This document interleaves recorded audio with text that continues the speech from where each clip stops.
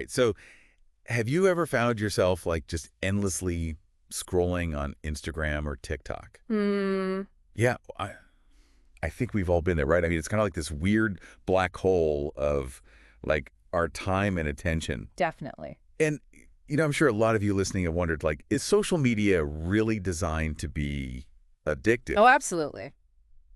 Okay, so I mean, like I said, I feel like we've all been there.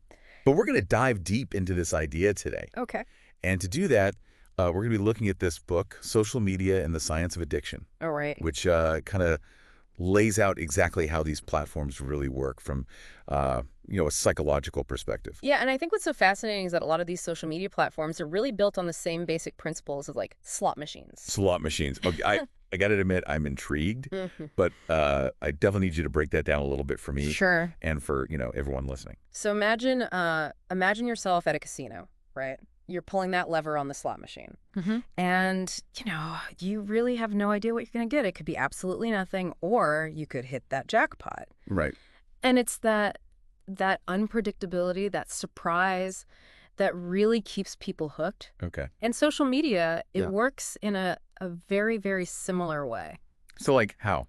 Think about how it feels when you get a notification on your phone. Mm-hmm. Oh, yeah. You don't know if it's going to be a comment, maybe somebody shared your post, or if it's just going to be like, another spam email. Ugh, right.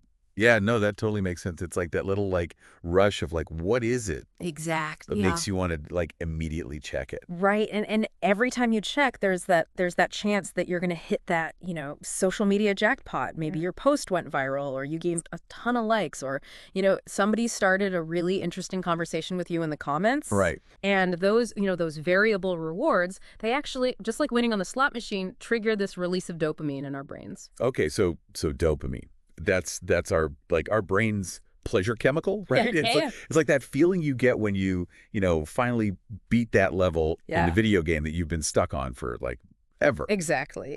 And that rush of dopamine, what it does is it creates this loop. So we crave more of it, so we keep checking and scrolling and engaging, Right. hoping for another hit of that dopamine. So Yeah. the platforms are really designed to exploit this very, very basic wiring in our brains. Okay, so it's almost like not really about like willpower. It's about the fact that these apps are just kind of like designed to keep us like hooked, Yes. right? But there's more to it than just those like dopamine hits, Sure. right?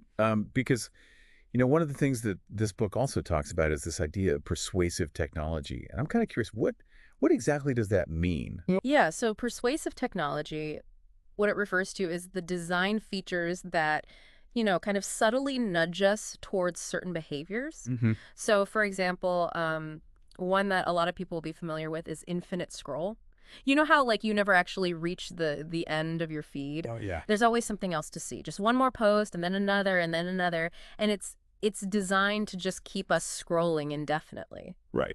Or, you could think about things like push notifications. Oh yes. Like those little alerts that pop up on our screens, even when we're not actively using the app, Mm-hmm. they act as these constant reminders. They pull us back into that, that cycle of checking and engaging. And it's like what's really interesting is that the book actually talks about research that links these very design features to like shorter attention spans. Yes. Like one study found that people who are like constantly using social media have more trouble focusing on tasks. Yes. They're more easily distracted. Right. And it's almost like our brains are like being rewired. Yeah, it's like we're training ourselves, right? Yeah. To be distracted and to crave that constant stimulation. Right. Yeah, and that's a key point because it's not just about, wasting time. Mhm. It's that these platforms could potentially be changing the way we think. Oh, wow. And then you have to think about the impact on our mental health too. Right.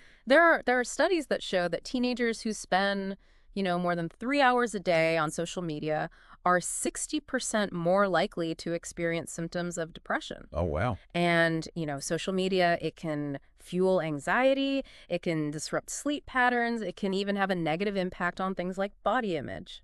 So, I mean, it really is a lot to think about, right? Yeah. And, we've talked about, how social media is designed. Yeah. We've talked about, some of the potential downsides. Right. But like, what does this all actually Mhm. mean, for us, Yeah. for everyone listening.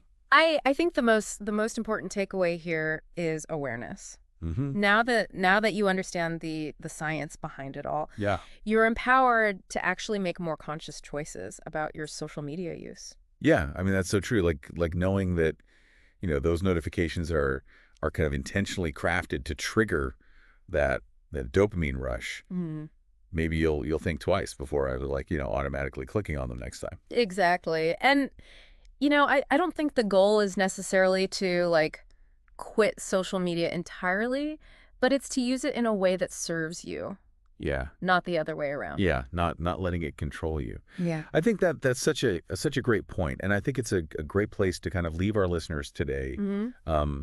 Knowing what we now know about how social media is designed. Yeah. Like, how do you want to use it moving forward? I mean, that's something I really want to think about. Yeah, I think it's a question we should all be asking ourselves. I think so too. Yeah. We'd love to hear your thoughts too. So feel free to reach out and share. Yeah. But yeah, I think for now, maybe we can all just take a little break from our screens Yeah, good idea. and go enjoy the real world for a little bit. Definitely. So thanks for joining us on this deep dive. Yeah, thanks for having me. And we'll see you next time.